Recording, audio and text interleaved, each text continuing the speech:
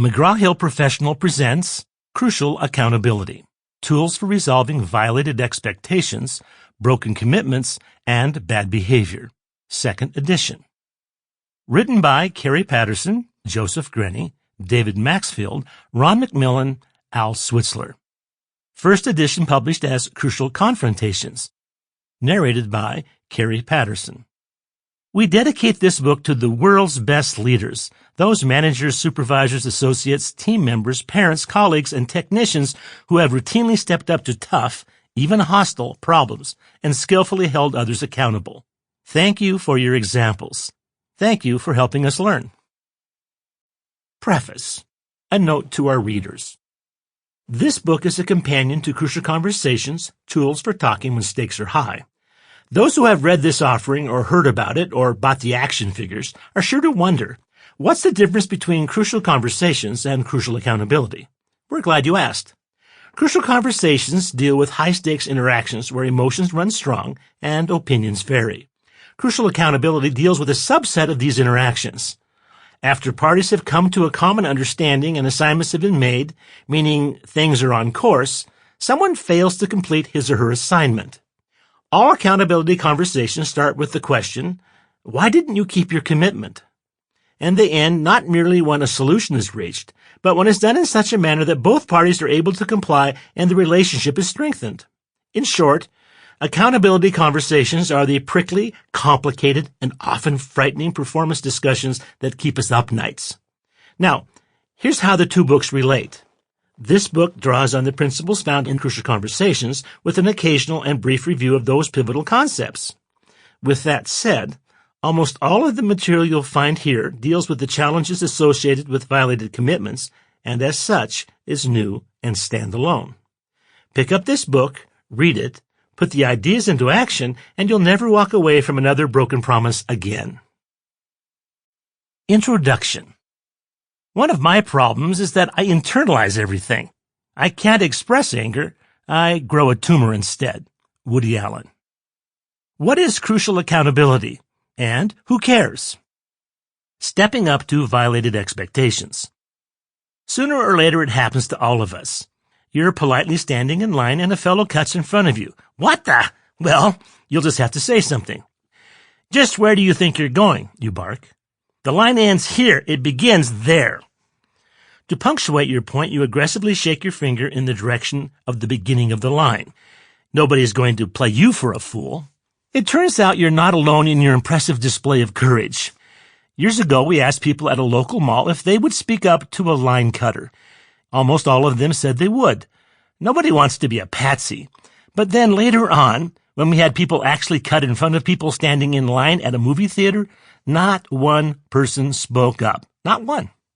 Of course, not all the people we studied remained totally silent. Several made faces or turned to a friend next to them and griped about the intrusion. They reserved the right to badmouth line cutters behind their backs. Then came a breakthrough. After changing the age, gender, and size of the line cutters in trial after trial to no effect, a woman finally spoke up. She tapped the shoulder of the woman who cut in front of her and asked, who does your hair? It's a math thing. Later, when members of our research team asked people why they had gone to silence in the face of someone violating a social norm, not to mention violating the sacred line rights of the subject in question, most commented that the mental math they performed at the time of the infraction suggested it wasn't worth the effort. It was only a minor infraction of little consequence, and speaking up might actually cause a problem. Ergo, go to silence.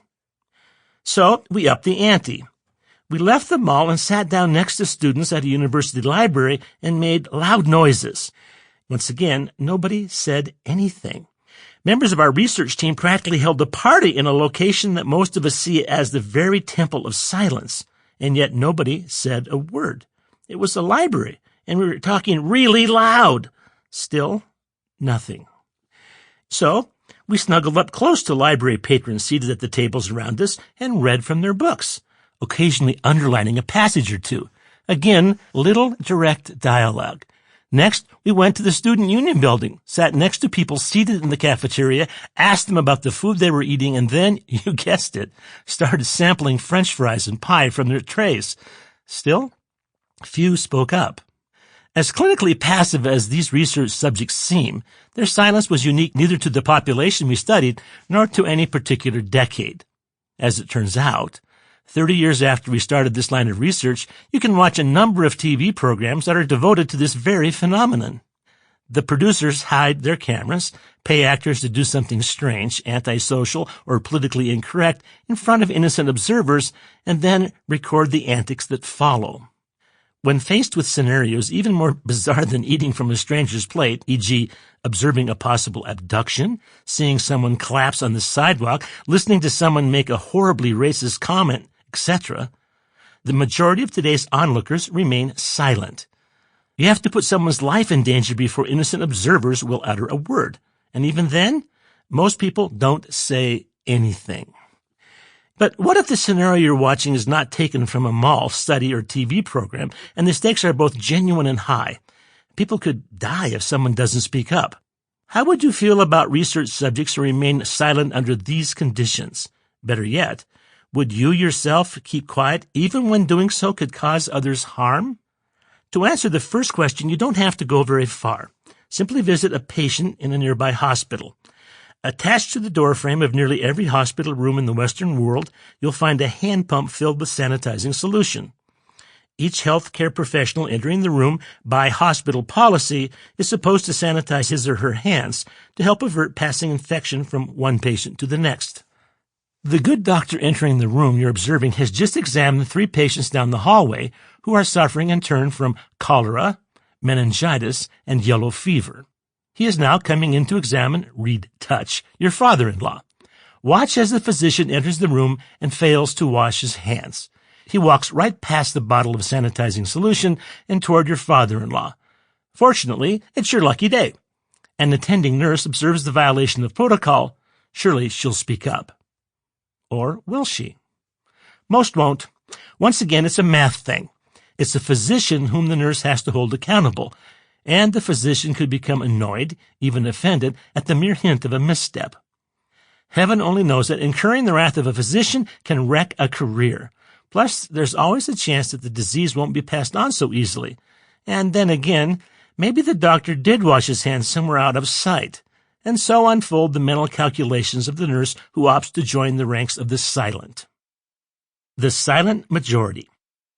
Now, lest you think we're being unfair to health care, let's make it clear that the habit of not holding others accountable in the face of a possible disaster is not unique to hand hygiene, nor for that matter, theater protocols. For over 3 decades following that first day in the mall, we've routinely conducted studies examining people's willingness to step up to the plate and hold others accountable.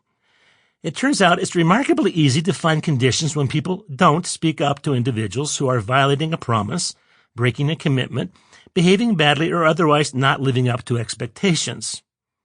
For instance, 2/3 of those we polled suggested that they can hardly stand going to family holiday gatherings because one or more of their relatives will do something offensive, yet nobody dares say anything. Someone tried to say something once, but it led to a nasty argument, and so now people clam up, suffer the intolerable tension, and leave the gathering as soon as possible. In a similar vein, the vast majority of employees we polled no longer talk politics at work because coworkers often become too forceful, even obnoxious, when expressing their views. Rather than deal with coworkers who use abrasive debate tactics, they simply avoid political discussions altogether. Speaking of workplace reticence, 93% of the people we polled work day in and day out with the person they find hard to work with, but nobody holds the person accountable because other employees believe that it's too dangerous. And speaking of danger, when it comes to risky acts, every day tens of thousands of people watch their coworkers perform unsafe work practices, yet they remain silent. After all, you don't rat out a coworker, and, well, you certainly don't talk directly to a peer about violating a rule. It's simply not done. You don't want to look sanctimonious. Or how about this problem? Over 70% of the project managers we studied admitted that they were going to be hopelessly late on their current project because the deadline they were facing was insane. But nobody spoke up when it was first created. Nobody said to the bosses, could you please involve us before you pick delivery dates? In addition, when cross-functional team members put the project at risk by failing to meet their commitments, we found there was less than a 20% chance anyone would approach them honestly and discuss the broken commitment. The headlines reveal that the epidemic of silence cuts across virtually every aspect of our lives. For instance, on the morning of January 13th, 1982, a jumbo jet crashed into a bridge connecting Virginia to Washington. All but 5 of the 79 people on board died. Later, investigators learned that the co-pilot was concerned about the ice building up on the wings, mentioned it, was ignored, and then didn't bring it up again for fear of being too forceful with the pilot. 74 people died from a single case of silence. Or how about the granddaddy of all flight debacles? The Space Shuttle Challenger broke into pieces in front of a horrified nation because, as we later learned, several engineers were concerned that the O-rings might malfunction, but they didn't say anything because nobody pushed back honestly with the bosses. And why? Because with certain people and circumstances, you just don't bring up infractions. Not with the boss, not with the pilot, not with the doctor, not with a colleague or relative, oh yes, and not with someone cutting in line. Dealing with disappointments. So what would it take to change the mental math that is so frequently working against us? Is it possible to turn the cost-benefits analysis around and return accountability to a woefully silent world? To answer this, let's return to our first study, the one where subjects believed that speaking up to a line cutter wasn't worth the risk. What if we taught people standing in line a script for dealing with a line cutter? If we showed them a successful interaction, would they change their math enough to now stand up to someone who cuts in front of them? To find out, we added a twist to our research design. For our second round of line cutting, we cut in front of a research colleague who was queuing up at the movie theater just like everyone else. Rather than remain silent, as was the established norm, our colleague was instructed to abruptly say, "Hey, buddy, go to the end of the line like everyone else." The offender, also from our research team, then apologized and scurried to the end of the line. And now for the fun part. We waited a few minutes and then cut in front of the person standing directly behind our rather forceful colleague. Would the subject we cut in front of now speak up, maybe even using the same script he or she had observed? The script had worked. The line cutter had gone to the end of the line without causing a fuss. The mental math had to be somewhat different. But apparently not enough different. Nobody who observed the abrupt model said a word when confronted by a line cutter. Subjects explained that they didn't want to act like the jerk whom they had observed bluntly dealing with the line cutter. That was part of the reason most people remained silent in the first place. They had no desire to behave like a thug, nor did they want to risk an ugly confrontation that might follow a blunt verbal attack. They already knew how to be abrasive. Teaching them another abrasive script changed neither their mental math nor their behavior. In fact, most people who routinely revert to silence do so as a result of similar calculations. They have been let down, left holding the bag, or otherwise treated poorly until they eventually tire of others disappointing them. Then, one day the problem reemerges, and they blow a gasket. They trade silence for their favorite form of verbal violence by raising their voice at their relative or barking at a coworker or perhaps acting far too smug with their boss. And then bad things happen. Maybe you've experienced the same phenomenon. Someone repeatedly violates an expectation, and you play nice for several weeks until one day you can take it no longer, and so you launch a verbal attack on the offending party. The tongue-lashing seems to be going well until you notice that everyone in your surrounding area is staring at you, not the guy who kept breaking commitments. You've become the bad person in the scene. How did that ever happen? Learning from your mistake, your mental math changes to a predictable and unpromising formula. You conclude that it's better to remain mum than look the fool. It'll be a cold day and you know where before you speak up again. Here's the takeaway. Most of us have been disappointed or treated poorly by others and have experienced both ineffective options. 1, perpetuating the problem by saying nothing, and 2, speaking up and creating a new problem.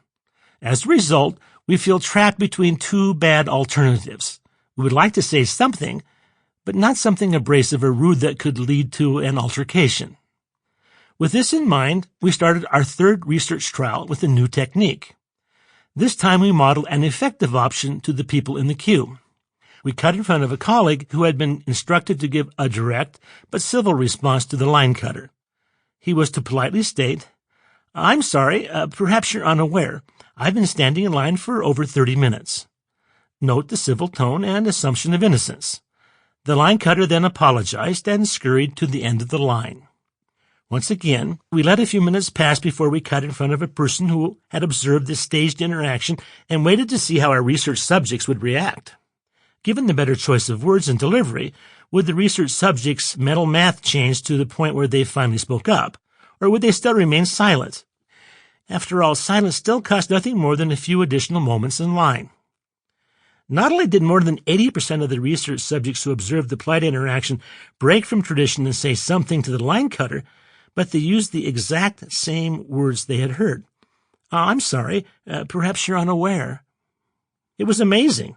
Provide individuals who had been disappointed or poorly treated with something to say and a way to say it that leads to a result they want, and their mental math changes. Better yet, their behavior changes. People now believe it's in their best interest to step up to violated promises, broken commitments, and bad behavior. And they do. Crucial accountability. It took us a while, but we had finally uncovered a method for getting people to step up to a problem and hold the other person accountable. However, let's not get too excited. After all, our research had been done with a rather trivial problem where merely pointing out the infraction in a civil manner appeared to work, and so people gave it a try. When it came to holding others accountable, we had only learned to walk. But what if the crucial conversation involved a more serious and complicated infraction? Could you get people to hold others accountable for their actions when a single civil sentence might not be enough to solve the problem? Could we advance from walking to running? We were soon to find out. Fresh off our line-cutting success, we received a phone call from a Midwestern plant manager who worked at a large manufacturing organization that, according to him, had lost any semblance of accountability. You'd have to kill a person to get fired around here, the plant manager said. A really popular person, the HR director added with a smirk. This was going to be a challenge. We were confident that people can learn accountability skills under proper circumstances, but what if you point out a broken commitment and the other person isn't motivated to do the correct thing, or she doesn't know what to do, or she brings up another issue, or she gets upset that you're even talking about the problem in the first place? How do you hold others accountable when the conversation becomes fluid and complicated? Positive deviance.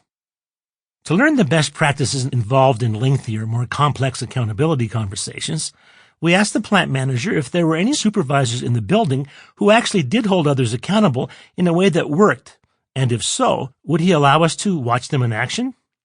At first, he pointed out that his supervisors fell into two camps. You had those whom he described as running a country club. These were individuals who were so pleasant that they created good morale, but they only achieved mediocre results because they rarely held others accountable. In the second camp, you'd find leaders who could solve problems all right, but only by demeaning and threatening others in a way that led to low morale, and eventually to poor results.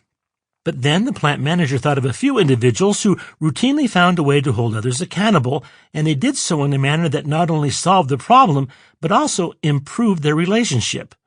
They found a way to be both honest and respectful, and rarely had to invoke their formal authority to get things done. And thus began our first attempt to study positive deviance. People who struggle in the same circumstances as others, but find a way to produce remarkably better results.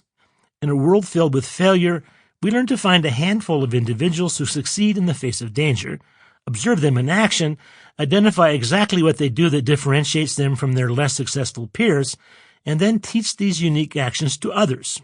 In short, we came up with the plan to study the best, share the wealth, and eventually infect an entire organization with healthy behavior. It was worth a shot. If we could identify accountability skills that actually worked and taught them to others, we predicted that people would watch the skills in action and eventually change their mental math. In time, with new and positive expectations, they would step up to accountability conversations as a matter of course. For months, we compared the actions of positive deviance with everyone else's actions. Eventually, we succeeded, one by one, action by action. We began to identify skills that positive deviance routinely employed as they stepped up to others and held others accountable, skills that others failed to use. For instance, suppose that one of the individuals you're observing in action points out an infraction to a coworker and the offending party doesn't appear the least bit motivated to change his behavior. What's the big deal? he asked with a look of defiance. In response to this question, poor performers launched into lectures or threats. Positive deviance took a different path. Or perhaps the coworker suggests that he faced an ability barrier. I tried it, but dude, I couldn't figure out how to use the tracking software. In this case, the majority of people you see in action immediately jumped in and showed their colleague what to do. Positive deviants weren't so quick to leap in with an answer. On occasion, the coworker who had let them down dug in and became defensive, even disrespectful. Who died and left you in charge?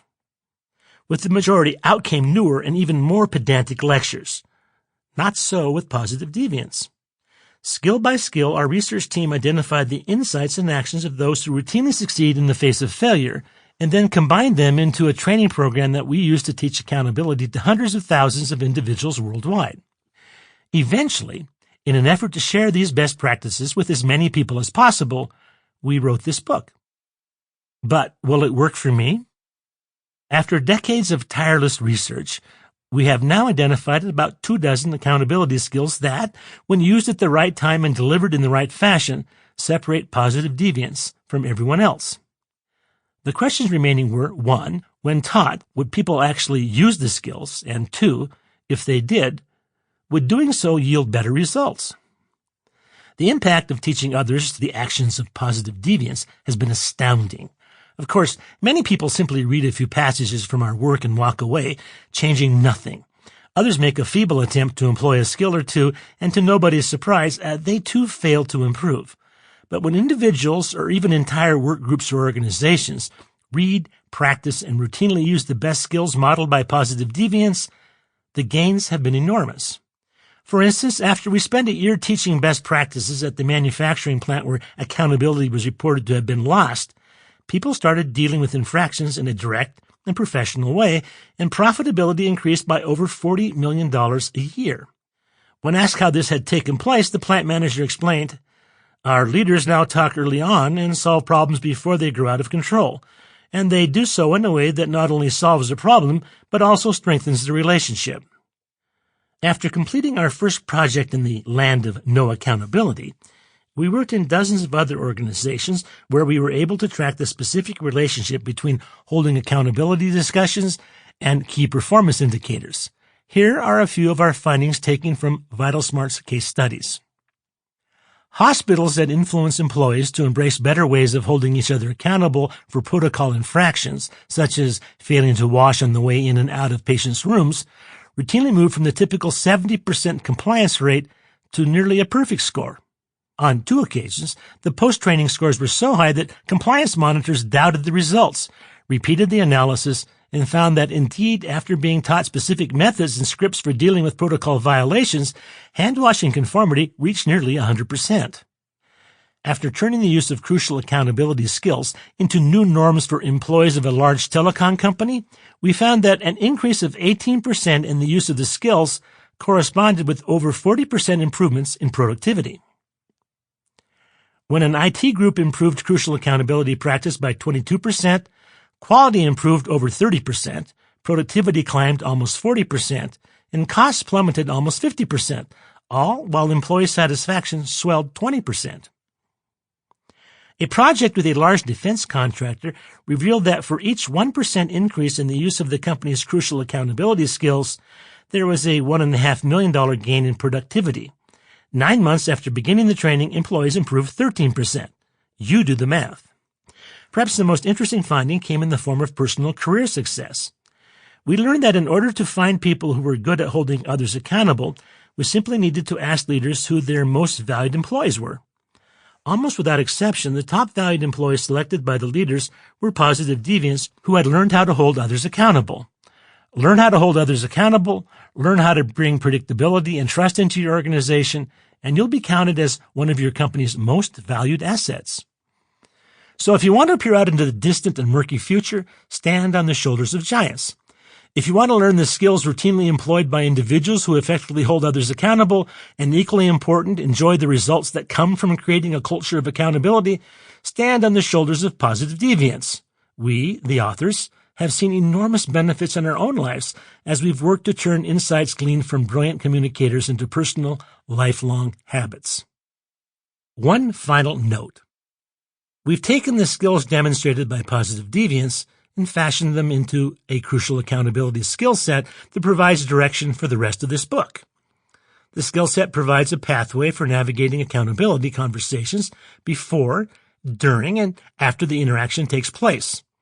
It also helps match actions to circumstances, leading to a thoughtful, response-driven conversation rather than the rote repeating of actions that come to mind after a lifetime of observing bad examples. Have we piqued your interest? It's time to learn and embrace the skills of those talented positive deviants out there and infuse our families, work groups, companies, and communities with the comforting predictability and relationship-affirming trust that come with accountability. Part 1. Work on me first. What to do before an accountability conversation. When we approach an accountability conversation, it's important to know that we must work on ourselves first. We can't go in determined to fix everyone else and expect to get the results we're really after. We can only actually ever change ourselves. That being said, remember that asking others to account for their actions lives and dies on the words people choose and the way people deliver them. Those words, and particularly the way they are delivered, lives and dies on what people think before they open their mouths. No amount of preparation can save a conversation if the person who brings up the failed promise isn't in the right frame of mind. Here's how those who master accountability conversations make sure their thoughts are in order before they put their mouth in gear. They make sure they are conversing about the right problem. Chapter 1. Choose what and if. They make sure that the thoughts rushing around in their heads, their facts, stories, and emotions help them see the other person as a person rather than a villain. They learn to control their strong emotions by revisiting the stories that caused them. Chapter 2. Master my stories.